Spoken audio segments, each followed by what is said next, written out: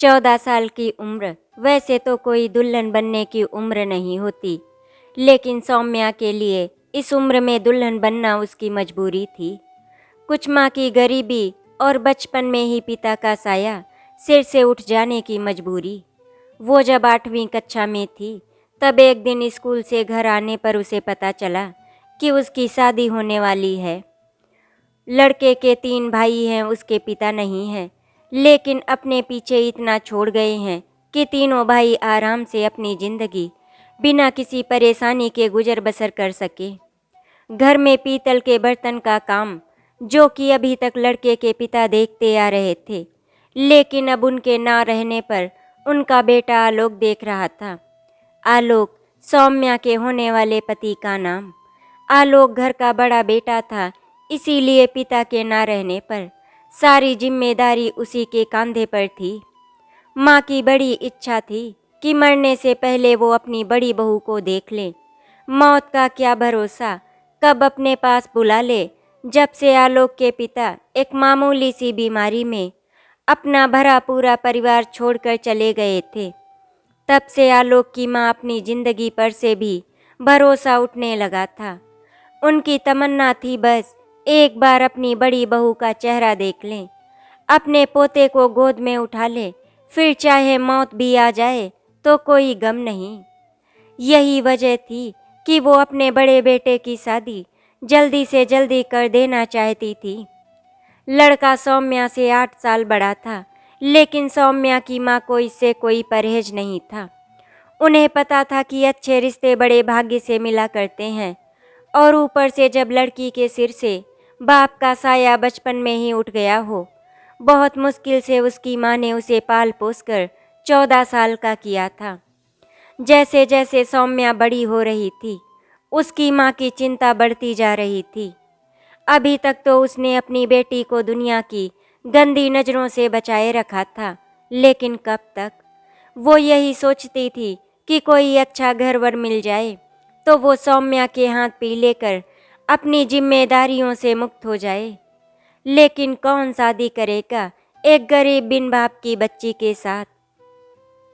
बस दिन रात इसी चिंता में घुली जा रही थी वो तो भला हो उसकी पड़ोसन अनुपमा का, जो भगवान सरीखा आकर उसकी बेटी का ब्याह बिना किसी दहेज के अपने रिश्तेदारी में तय करवा दिया। और सिर्फ ब्याह ही तय नहीं करवाया, बल्कि ब्याह के खर्च का सारा भार भी अपने ऊपर लेकर उसे एकदम निश्चिंत कर दिया। अब तो बस वो जल्दी से जल्दी उसके हाथ पी लेकर उसके जीवन को खुशियों से भर देना चाहती थी। विदाई के समय सौम्या अपनी माँ से बहुत देर तक लिपट कर रोती रही। उसे बस एक ही बात का गम था, उसके जाने के बाद उसकी माँ को कौन देखेगा। एकदम अकेली पड़ जाएगी वो। फिर अनुपमा मौसी ने उसे समझाया था कि तू क्यों चिंता करती है, हम सब है ना। तू तो बस अपनी आने वाली जिंदगी की सोच और अपने ससुराल वालों की चिंता कर। अब से वही तेरा अपना घर है, बड़ी बहू बनकर जा रही हो तुम वहाँ। अपनी जिम्मेदारियों को अच्छी तरह से निभाना, अपनी सास को कभी शिकायत का मौका मत देना। और वैसे भी कौन सी लड़की होगी जो बिन ब्याही अपने पीहर बैठी अच्छी लगती होगी। लड़की को एक ना एक दिन तो दूसरों के घर जाना ही पड़ता है। बड़े ही अरमानों से उसने अपने नए घर में कदम रखा। सास अपनी सुंदर सी बहू को देखकर निहाल हुई जा रही थी। मुंह दिखाई की रस्म के बाद उन्होंने न जाने कितनी ही बार सौम्या की नज़र उतारी होगी। इतनी सुंदर बहू होगी किसी की पूरे कस्बे में। ये तो हमारे भाग्य थे जो हमें इतनी समझदार बहू मिली कहकर उन्होंने उसकी बलैया ले ली। सौम्या को आए 1 हफ्ता बीत चुका था, लेकिन अभी तक आलोक ने सौम्या की सूरत नहीं देखी थी। उसकी माँ ने उसे सौम्या से दूर रहने की सख्त हिदायत जो दी थी। बहू देखने की ललक में वो सौम्या को अपने बेटे के लिए ब्याह तो लाई, मगर वो जानती थी कि अभी सौम्या अपने गृहस्थ जीवन की शुरुआत करने के लिए अपरिपक्व है। इसीलिए वो सौम्या को अपने कमरे में अपने पास ही रखती थी। आलोक अपनी माँ के इस फैसले से कभी कभी बहुत खींच जाया करता था। ये माँ भी ना, जब सौम्या को हमसे दूर ही रखना था तो नाहक ही हमारा ब्याह करवाया, और अगर करवाया भी तो इतनी छोटी लड़की से। क्या उन्हें पहले से सौम्या की उम्र पता नहीं थी? चलो, दूर रखने का कारण तो समझ में आता है, लेकिन अब ये क्या बात हुई कि अपनी ही लुगाई की सूरत भी नहीं देख सकते। आलोक जब भी वो उसके घुंघरुओं की आवाज़ सुनता, उसका मन उसकी एक झलक पाने को बेताब हो उठता, लेकिन माँ के आगे बेबस हो जाता। धीरे धीरे सौम्या को आए 1 महीना बीत चुका था, और इस 1 महीने में वो अपने परिवार से बहुत ही घुल मिल चुकी थी, सिवाय अपने पति के। कितनी विचित्र बात थी ना, जिसके लिए ब्याह कराई उसी से कोई सारोकार नहीं था। बस खाना परोस आती थी उसे, वो भी अपनी सास की उपस्थिति में घूंघट डालकर। उसके दोनों देवर यूं तो उससे उम्र में बड़े थे, लेकिन वो उनसे एक माँ की तरह ही व्यवहार करती थी। उसके दोनों देवर भी उसे माँ का ही दर्जा देते थे और उसकी उतनी ही इज्जत करते थे जितनी अपनी माँ की। सास तो अपने पास पड़ोस और रिश्तेदारों से उसकी सुघड़ता, उसकी सरलता और उसके गुणों का बखान ही करते नहीं थकती थी, और मन ही मन अनुपमा मौसी को धन्यवाद देती, जिनकी वजह से उन्हें सौम्या जैसी बहू मिली। सौम्या भी अपनी सास का ख्याल एक बेटी की तरह ही रखती थी। उनकी माँ ने तो सौम्या खरा सोना थी। उसकी उम्र भले ही कम थी, लेकिन समझदारी और परिपक्वता ऐसी कि बड़ों को भी पीछे छोड़ दे। एक दिन आलोक घर आता है तो माँ को घर पर ना देख भाइयों से पूछता है। पता चलता है माँ पड़ोस में सत्यनारायण भगवान की कथा सुनने गई हैं। उसे तो जैसे मन मांगी मुराद मिल गई हो। बस फिर क्या था, पहुंच गया वो रसोई घर में। उसे देखकर सौम्या अपना घूंघट निकालने लगती है। तभी आलोक उसका हाथ पकड़ लेता है, और जैसे ही उसकी नज़र उसकी सूरत पर पड़ती है, कुछ पल के लिए वो अपनी पलकें झपकाना ही भूल जाता है। बड़ी मुश्किल से होश संभाल कर वो उससे कहता है, दूसरों के मुंह से तुम्हारी जितनी तारीफ सुन रखी थी, तुम तो उससे भी ज़्यादा सुंदर हो। बताओ भला, मेरी इतनी सुंदर दुल्हन को हमारी माँ ने हमसे ही छुपा कर रखा है। इतना सुनकर सौम्या बस शर्मा कर रह जाती है। इतने में उसके कानों में माँ की आवाज़ सुनाई पड़ती है। घबरा कर वो उससे माँ को कुछ भी ना बताने की गुजारिश कर तेजी के साथ रसोई घर से बाहर निकल जाता है। उसकी माँ ने उसे बाहर निकलते देख लिया था, लेकिन उन्होंने ना किसी से कुछ कहा और ना ही किसी को कुछ बताया। बस मन ही मन एक फैसला ले लिया। वो फैसला था सौम्या को 2 साल के लिए उसके पीहर भेजने का। दूसरे दिन ही उसे उसके पीहर भेजने की तैयारी होने लगती है। आलोक को पता चलता है तो उसे बिल्कुल भी अच्छा नहीं लगता। ये सब सुनकर उसका मन दुखी हो जाता है। भले ही वो उसके नज़दीक नहीं जा पाता था, लेकिन उसे देख तो लेता था, घूंघट में ही सही। उसके पायल के घुंघरुओं की छनकती आवाज़ सुनकर, उसके कलाई की रंग बिरंगी चूड़ियों की खनकार सुनकर, अपने आसपास उसके होने के एहसास को कम से कम जी तो लेता था। कुल मिलाकर सच तो ये था कि हर तरफ से वो उसके दिल पर छा चुकी थी। अब वो किसके होने के एहसास से अपनी मन रूपी बगिया को सींचेगा। इन्हीं बातों से उसका मन उदास हो उठा था, लेकिन माँ के आगे वो कुछ बोल नहीं सकता था। अब जब माँ का यही फैसला है तो ठीक है, यही सोचकर उसने अपने दिल को समझा लिया और भरी आंख से उसे छुपकर जाते हुए तब तक देखता रहा जब तक उसका भाई उसे लेकर उसकी आंखों से ओझल नहीं हो गया। ऐसा नहीं था कि सौम्या को दुख नहीं था। जाते समय उसकी कातर निगाहें घूंघट की आड़ से जिसे ढूंढने की कोशिश कर रही थी, उसे क्या खबर थी कि वो उससे छुपकर उसे ही देख रहा था। सौम्या 2 साल के लिए अपने पीहर आ गई। सौम्या की माँ अपनी बेटी के मुंह से उसके ससुराल वालों की बड़ाई सुनकर अपनी बेटी के भाग्य पर वारी जाती और उसकी नज़र उतारने लगती। मम्मी, जानती हो, जब हम आ रहे थे तो माँ जी बहुत रो रही थी और छोटे देवर जी बहुत ही दुखी हुए थे, और बड़े देवर जी तो हमें लेकर आने को मान ही नहीं रहे थे। वो तो माँ जी ने बहुत समझाया, तब जाकर हमें यहाँ लाने को राजी हुए। कहते हुए ससुराल में मिले अपने जेवर दिखाने लगती है। जानती हो मम्मी, ये कान की बालियां हमें यशोदा मौसी ने दिया था, और ये पायल शकुंतला मामी ने, और ये कान के टॉप्स देख रही हो, ये बड़ी बुआ ने दिया था, और छोटी बुआ ने गोपाल जी की ये चांदी की मूर्ति दी थी। कह रही थी इन्हें अपने से दूर कभी मत करना, जो भी करना इनका नाम लेकर करना। सौम्या की माँ उसकी बातों को बड़े गौर से सुनती जाती और हूँ हूँ करके मुस्कुराती जाती। और ये सोने के कड़े हमें माँ जी ने दिए थे। जानती हो, आते समय उन्होंने मुझे 1,000 रुपये भी दिए। कह रही थी खुलकर खर्च करना, जरा भी कोताही मत करना। समय समय पर देवर जी के हाथ रुपए और भिजवाती रहेंगी। इतने समझदार और भली सास बहुत किस्मत से मिलती है सौम्या। जरूर तेरे पूर्व जन्म के कोई पुण्य होंगे जो तुझे इतना अच्छा घर और परिवार मिला। कह के एक बार फिर से वो उसकी नज़र उतार लेती हैं। भला हो अनुपमा जी का, जिसने मुझ जैसी गरीब और अबला की इतनी मदद की। वरना आजकल के ज़माने में तो लोग मुंह का निवाला तक छीन कर खाने से नहीं हिचकते। सौम्या को आए 3 महीने हो चले थे, लेकिन ससुराल की कोई खबर नहीं मिल रही थी। इधर बीते हफ्तों से सौम्या का मन बहुत अकुला रहा था।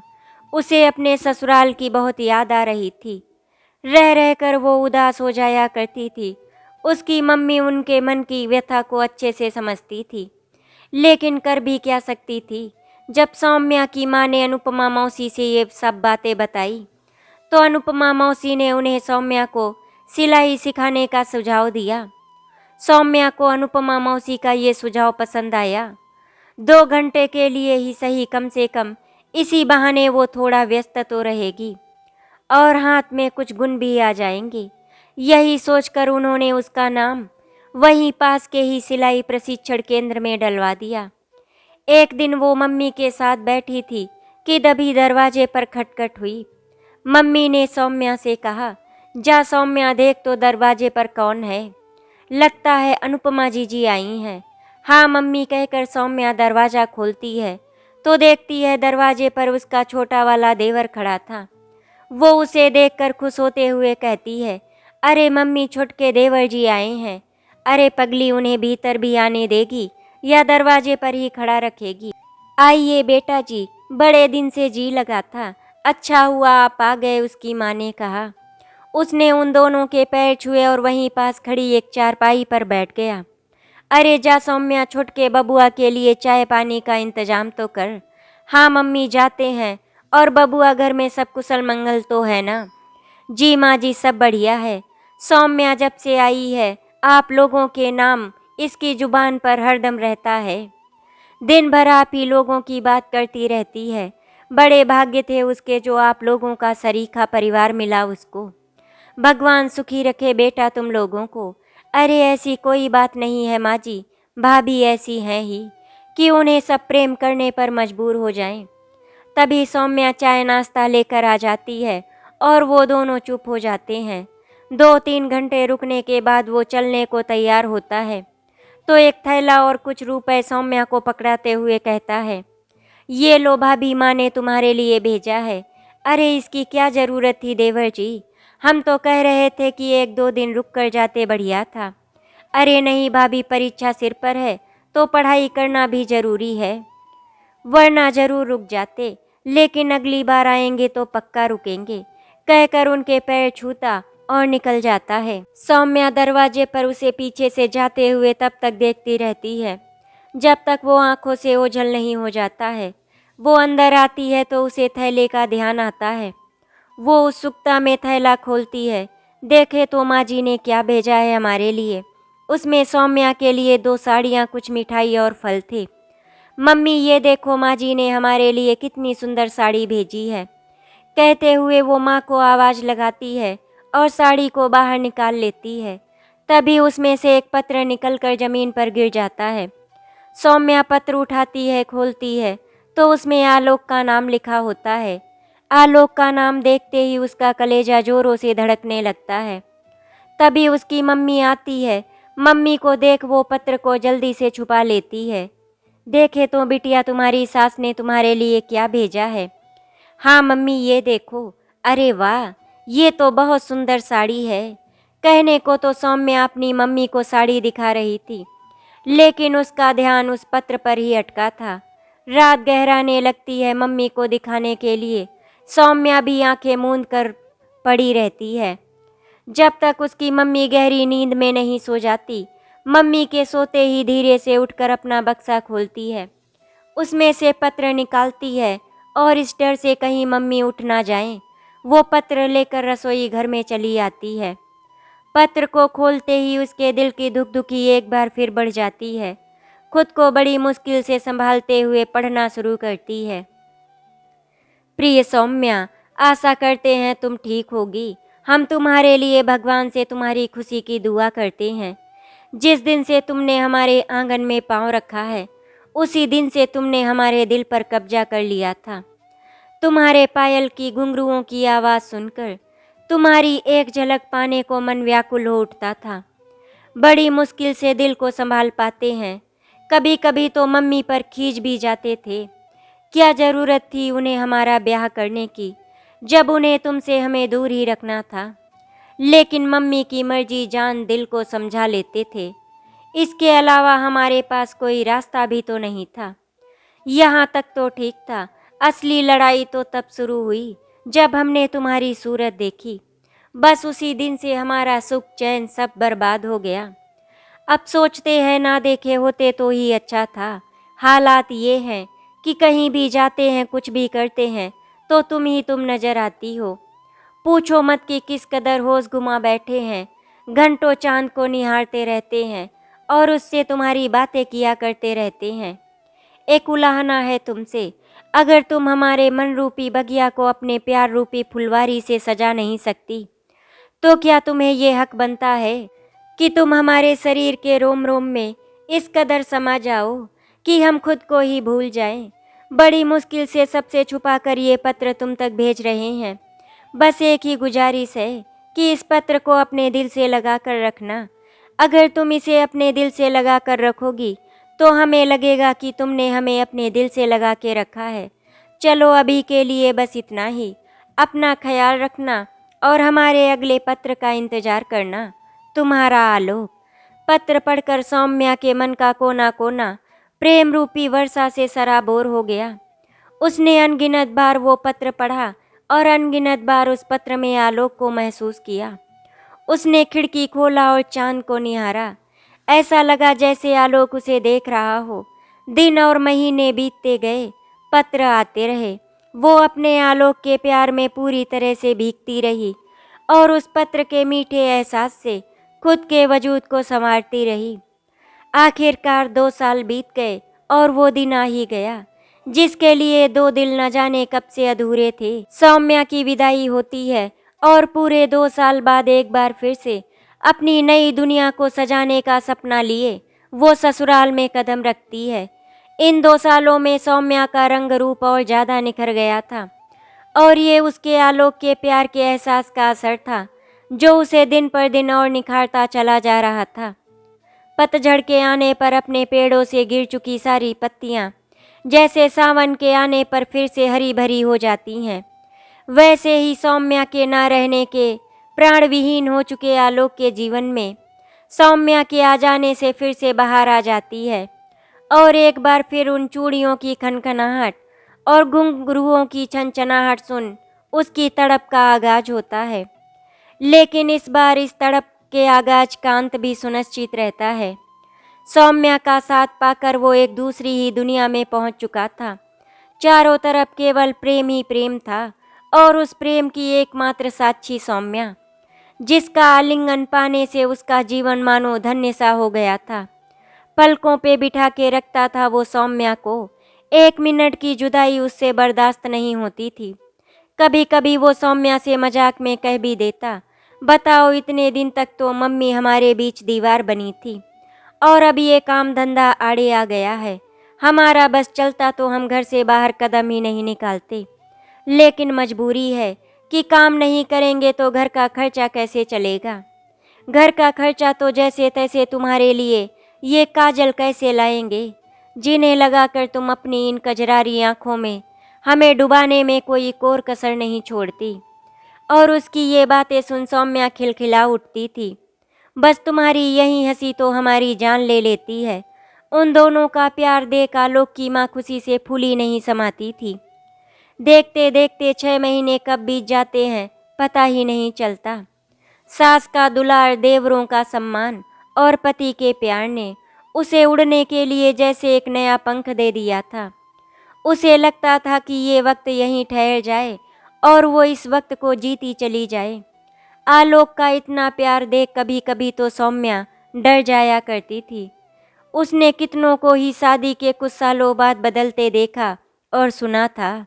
एक घटना तो उसके पड़ोस में रह रही रिया जीजी की ही थी। पहले पहल तो उनका पति उनसे बहुत ही प्यार करता था, लेकिन समय के साथ उसका प्यार रिया जीजी के लिए कम होता चला गया। हद तो तब हो गई जब उसने उन पर हाथ उठाना भी शुरू कर दिया। और फिर तो ये उसका रोज का ढर्रा हो गया था। हर रोज कोई न कोई कमी वो रिया जीजी में निकाल ही दिया करता था और उन्हें मारने का एक भी मौका हाथ से जाने नहीं देता था। माँ बाप भी उनकी मदद ना कर पाने को मजबूर थे। एक तो उनकी तंगहाल परिस्थिति, उस पर समाज की थू-थू। सब जान सुनकर भी उन्होंने उनसे ये कहकर अपना पल्ला झाड़ लिया कि अब से वही तुम्हारा घर है, जैसा भी है वो तुम्हारा पति है, जैसा रखता है वैसे रहने की आदत डाल लो। जरूरी नहीं कि सबका भाग्य भगवान बढ़िया गढ़ के भेजे हो। और फिर लड़की जात के लिए ये कौन सी नई बात है। और फिर एक दिन खबर आई कि रिया जीजी ने खुद को फांसी लगा लिया। बस तभी से वो डरने लगी थी। जब भी सौम्या आलोक को खुद से इतना प्रेम करते देखती तो रिया जीजी का मासूम चेहरा उसकी आंखों में तैर जाता और वो डर जाती। दिन रात भगवान से वो बस यही प्रार्थना करती कि हे प्रभु, उसके दिल में हमारे लिए प्यार हमेशा ऐसे ही बनाए रखें।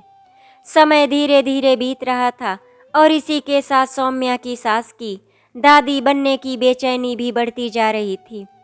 सब कुछ ठीक ठाक चल रहा था तो उनको भी लगता था कि अब सौम्या के माँ बनने में कोई हर्ज नहीं है। उन्होंने इस दौरान कई बार सौम्या से इस बारे में खुलकर बात भी की। क्यों बहू, अब हमें दादी बनने का सुख कब दे रही हो। और उनकी बातों को सुन सौम्या बस शर्मा कर रह जाती। समय पंख लगाकर अपनी गति से उड़ता जा रहा था। कहते हैं बुरा वक्त जल्दी नहीं कटता और अच्छा वक्त कब बीत जाता है पता भी नहीं चलता। बस यही सौम्या के साथ भी था। देखते देखते कब 5 साल बीत जाते हैं उसे पता ही नहीं चलता। लेकिन उसे क्या खबर थी कि आने वाला वक्त उसकी किस्मत में कुछ और ही लिख कर बैठा है। इन 5 सालों में ना आलोक बदला था, ना वो बदली थी और ना ही उनका प्रेम। अगर कुछ बदला था तो बस लोगों के देखने और समझने का नजरिया। जितनी मुँह उतनी बातें, और उन सब में सौम्या की सास भी अछूती नहीं रह सकी। कल तक जो सास उसके गुणों का बखान करते नहीं थकती थी, आज उसी सास की आंखों में वो खटकने लगी थी। और वजह थी उसका अभी तक मां ना बन पाना। आलोक को इन सब बातों से कोई फर्क नहीं पड़ता था। वो जानता था अभी सौम्या की उम्र ही क्या है, माँ नाहक ही इतना परेशान हो रही हैं।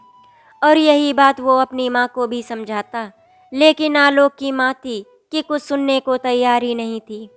उन्हें तो बस जल्दी से जल्दी अपना पोता अपनी गोद में चाहिए था। माँ के बहुत जोर लगाने पर वो उसे डॉक्टर के पास ले गया। डॉक्टर ने सारा चेकअप करने के बाद कहा था कि देखिए, घबराने की कोई बात नहीं है, सब कुछ नॉर्मल है। कभी कभी ऐसा होता है कि लड़कियां माँ बनने में थोड़ा समय लेती हैं। आप सौम्या को थोड़ा समय दीजिए, वो माँ जरूर बनेगी। आलोक की माँ ने भी सोचा चलो, जैसे इतना दिन इंतजार किया, 1-2 साल और सही। और इस बीच ऐसा कोई उपाय नहीं बचा था जिसे आलोक की माँ ने आजमाया ना हो। ओझा पंडितों को दिखाना, मंदिर में जाकर मनौती मानना, हवन पूजा कर, ये सब कुछ करके उन्होंने देख लिया, लेकिन कोई उपाय काम नहीं आ रहा था। धीरे धीरे 7 साल गुजर गए। अब तो सौम्या को भी लगने लगा था कि उसके भाग्य में माँ बनने का सुख लिखा ही नहीं है। पास पड़ोस में आलोक के दूसरे ब्याह की चर्चा भी उठने लगी थी। उसकी माँ को भी उनकी बात ठीक लग रही थी। आखिर वो कब तक इंतजार करती और उन्होंने आलोक की मर्जी जाने बिना उसका ब्याह भी तय कर दिया। लेकिन इस बारे में जैसे ही आलोक को पता चला, उसने दूसरा ब्याह करने से साफ इनकार कर दिया। देखो माँ, आज तक हमने तुम्हारा हर कहा माना है, कभी भी पलट कर तुम्हें जवाब नहीं दिया। लेकिन मुझसे ये करने के लिए ना कहो, हमसे इतना बड़ा पाप नहीं हो पाएगा। उसकी बात सुन आलोक की माँ उसे ठगी ठगी सी देखती रह जाती हैं। उन्हें आलोक से ऐसे जवाब की कतई उम्मीद नहीं थी। कल तक जो आलोक हमारे हर मर्जी को अपनी मर्जी मानता आ रहा था, आज उसने अपने लुगाई के प्रेम में इतना अंधा हो गया है कि उसे अपना अच्छा बुरा भी नहीं समझ आ रहा है। अब बताओ, अगर बच्चा नहीं होगा तो उसका वंश कौन आगे लेके जाएगा? इतनी सी बात उसके भेजे में नहीं घुस रही है। नहीं, हम ऐसा नहीं होने देंगे। हमें अभी बहू से बात करनी होगी। वो सौम्या को समझाने के इरादे से उसके पास जाती हैं। देखो बहू, तुम्हारे अंदर कोई कमी नहीं है। हम जानते हैं कि तुम एक अच्छी बहू होने के साथ एक अच्छी जीवन संगिनी और एक अच्छी भाभी भी हो। ये तो हमारा कोई पुण्य प्रताप रहा होगा जो तुम हमारी बहू बनकर इस घर में आई। लेकिन शादी ब्याह केवल पति पत्नी या सास बहू के रिश्ते तक सीमित नहीं होता। एक गृहस्थ जीवन तभी सार्थक माना जाता है जब एक औरत अपने पति को बाप बनने और अपने ससुराल को उसका वंश आगे बढ़ाने का सुख दे सके। अभी तक तो हम सोच रहे थे देर सबेर हो सकता है कि तुम हमारी इच्छा पूरी कर दो, लेकिन 8 साल बीतने को हैं, अभी तक ना जाने भगवान कहाँ रूठे बैठे हैं। देखो, हम तुम्हारा दुख समझते हैं, लेकिन क्या करें, हमारी भी मजबूरी है। हम नहीं चाहते कि हमारे आलोक को कोई भी नौलाद का कहे, और हमें पता है कि तुम भी ये नहीं चाहती होगी। अब हमारी बात तो आलोक सुन नहीं रहा, लेकिन हमें विश्वास है कि तुम उसे जरूर मना लोगी। वो तुमसे इतना प्रेम करता है कि तुम्हारी बात टाल ही नहीं सकता। हमारे खातिर ना सही, आलोक के खातिर तुम उसे उसके दूसरे ब्याह के लिए राजी कर लो। बड़ा उपकार होगा तुम्हारा हम पर। देखो, हम तुम्हारे आगे हाथ जोड़ते हैं। ये आप क्या कर रही हैं माँ जी? आपको हमें हाथ जोड़ने की कोई ज़रूरत नहीं है। हम बात करेंगे इनसे। जुग जुग जियो बहू, हम जानते थे तुम हमारा कहा कभी नहीं टालोगी। चलो अच्छा, अब हम चलते हैं। सौम्या ने अपनी सास से कह तो दिया, लेकिन ये वही जानती थी कि जिसे उसकी सास ने इतनी आसानी से कह दिया, वो उसके लिए मौत को गले लगाने से कम नहीं था। उसकी आंखों से आंसुओं की धारा फूट निकली। उसे कुछ समझ में नहीं आ रहा था वो करे तो क्या करे। और तभी उसे अपनी बुआ सास की वो बात याद आती है जो उन्होंने उसे गोपाल जी की मूर्ति देते हुए उससे कही थी, जब कोई रास्ता ना नजर आए तो इनको पुकारना, ये जरूर कोई न कोई मार्ग दिखाएंगे। वो गोपाल जी की मूर्ति हाथ में लेती है और उनसे शिकायत भरे लहजे में कहती है, ये हमें किन दो राहों पर लाकर खड़ा कर दिया है प्रभु। अब आप ही बताओ हम क्या करें। कौन पत्नी अपने मुंह से अपने ही पति से उसके दूसरे ब्याह की बात करेगी, और वो भी ऐसे पति से जो उसे इतना चाहता हो। आपने हमें औरत तो बनाया, लेकिन पूरी औरत बनाना भूल गए। एक औरत तब तक पूरी औरत नहीं बनती प्रभु जब तक वो माँ बनने का सुख ना पाले, और आपने मुझे उसी सुख से वंचित कर दिया जो एक औरत के लिए उसके औरत होने का सबसे बड़ा प्रमाण है। प्रभु, हमने आज तक आपसे कुछ नहीं मांगा, आपने बिन मांगे ही हमें सब कुछ दे दिया। जैसे इतना दिया वैसे ही एक कृपा और कर दो प्रभु। या तो हमारी झोली ममता से भर दो, या तो हमें मौत दे दो प्रभु। कहकर वो फूट फूट कर रोने लगती है। उसी समय आलोक के आने की आहट सुन वो रोना बंद कर अपने आंसुओं को जल्दी जल्दी पोंछने लगती है। सौम्या आलोक से अपने आंसुओं को छुपा कर भी नहीं छुपा पाती। तुम रो रही हो सौम्या? क्या हम जान सकते हैं तुम्हारी इन खूबसूरत आंखों में ये आंसुओं का सैलाब क्यों है? ये आंसू नहीं है, ये भाग्य की मार है जो आंसू बन के हमारी आंखों से निकल रहे हैं। क्यों, क्या हुआ तुम्हारे भाग्य को? कहीं ऐसा तो नहीं कि अनजाने में हमसे कोई भूल हो गई जिसका दोष तुम अपने भाग्य पर मढ़ रही हो? जी, आपसे कोई भूल कैसे हो सकती है? जिसके एहसास से हम खुद को भूल जाते हैं, उससे कोई भूल हो सकती है भला? तो क्या माँ ने कुछ कहा? जी माँ जी हमसे क्यों कुछ बोलेंगी? तो फिर क्या बात है, क्यों कोस रही हो अपने भाग्य को? आप तो ऐसे अनजान बन रहे हो जैसे आपको कुछ पता ही नहीं। आपको क्या लगता है, आप दिखाएंगे नहीं तो क्या हम आपके दर्द को समझ नहीं पाएंगे? दर्द? अब हमें कब चोट लगी जो दर्द होगा? चुप रहिए, ज़्यादा नादान बनने की ज़रूरत नहीं है। आपको क्या लगता है हमें पता नहीं है कि अंदर ही अंदर आपको पिता ना बनने का दुख कितना सताता होगा? कितनी अभागन हूँ मैं जो आपको एक पिता बनने का सुख भी ना दे पाई। किसने कहा तुम अभागन हो? तुम तो वो दिया हो जिसके प्रकाश से हमारा जीवन प्रकाशित है। जी कहने और होने में फ़र्क होता है।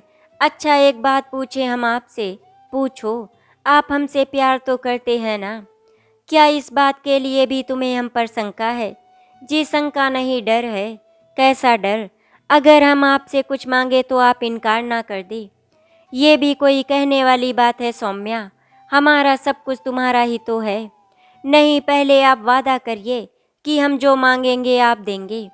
अगर हमारे बस में रहा तो ज़रूर देंगे। हम चाहते हैं कि आप दूसरा ब्याह कर लो। ये तुम क्या कह रही हो सौम्या?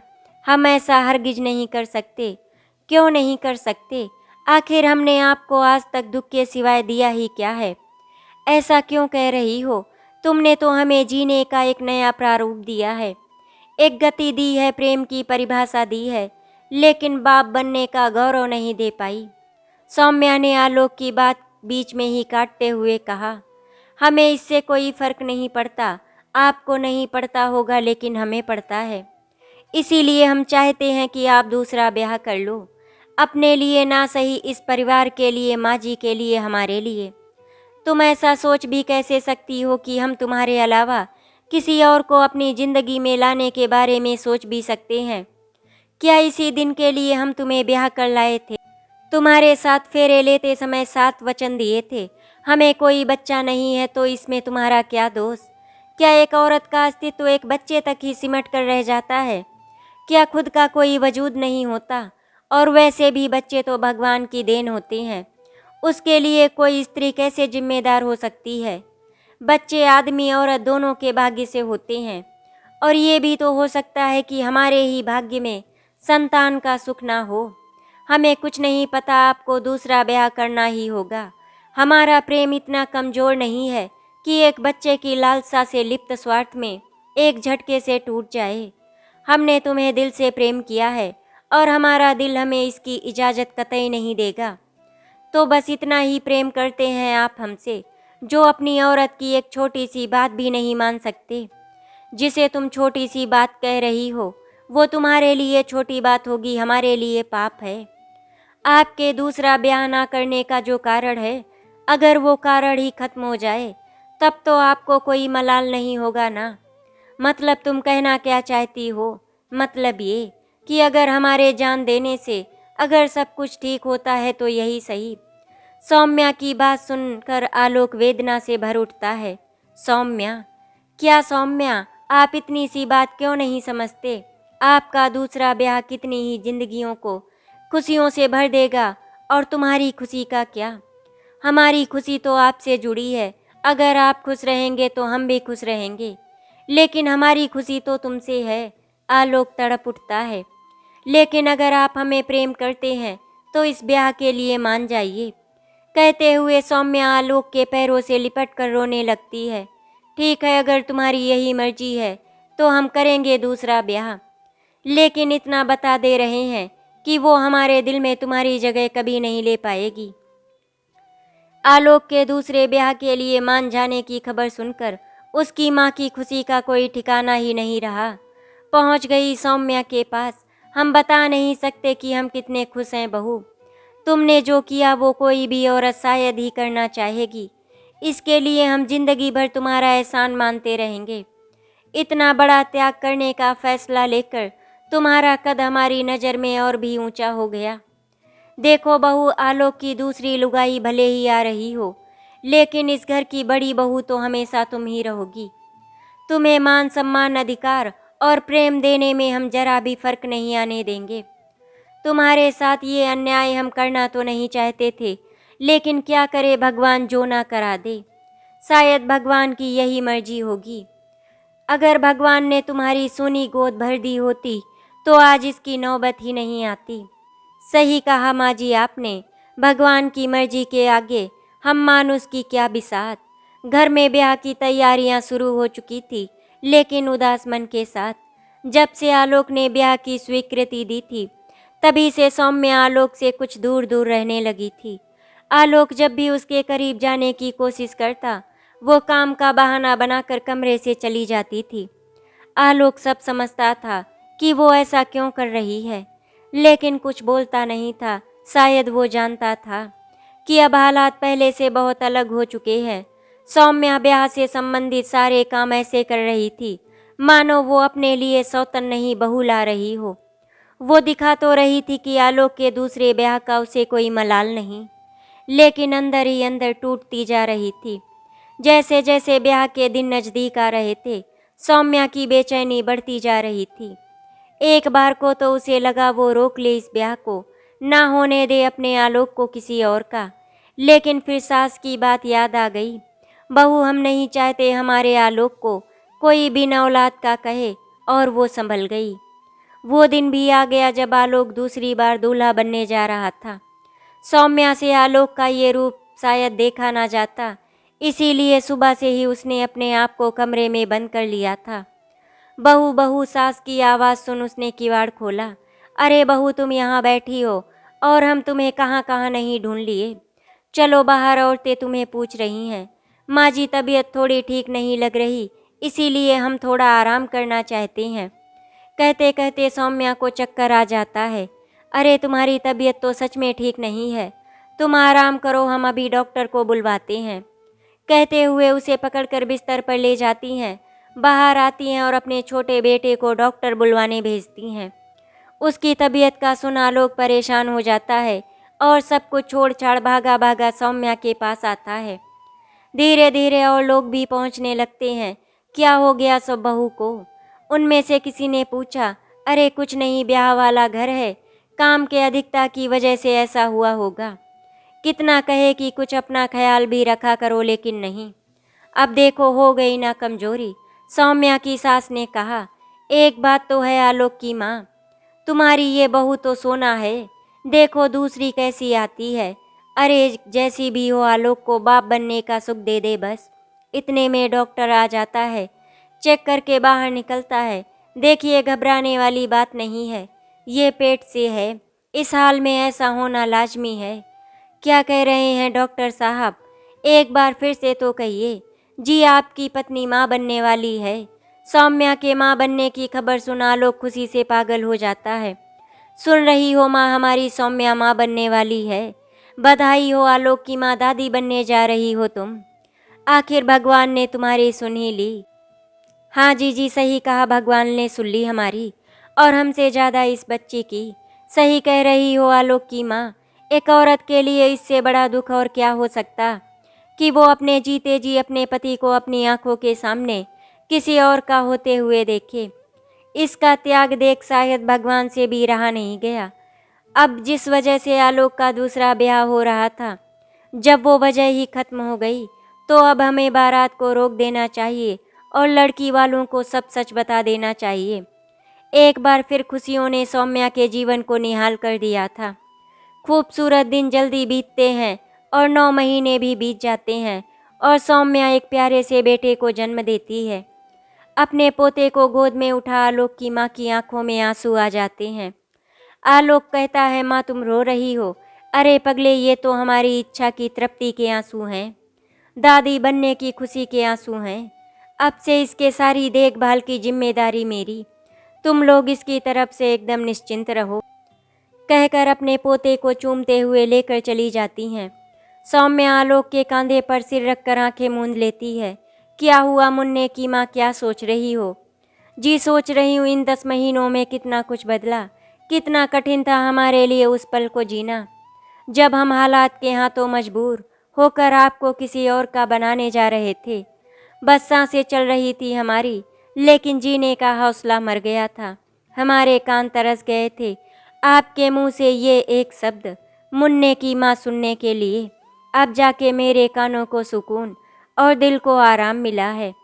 अब लग रहा है कि हाँ, हम औरत हैं, एक संपूर्ण औरत। अच्छा, लेकिन हम तो तुम्हें एक संपूर्ण औरत ही समझ रहे थे, आलोक शरारती अंदाज में कहता है। हटिए आप भी ना, और दोनों खिलखिलाकर हंस देते हैं। आज सौम्या और आलोक दोनों ही बहुत खुश थे। दोनों ही एक दूसरे से बहुत प्यार करते थे। आशा करती हूँ आपको हमारी कहानी अच्छी लगी होगी। अगर आपको हमारी कहानी अच्छी लगी तो वीडियो को लाइक एंड शेयर करें, चैनल को सब्सक्राइब करें। वीडियो देखने के लिए आपका धन्यवाद।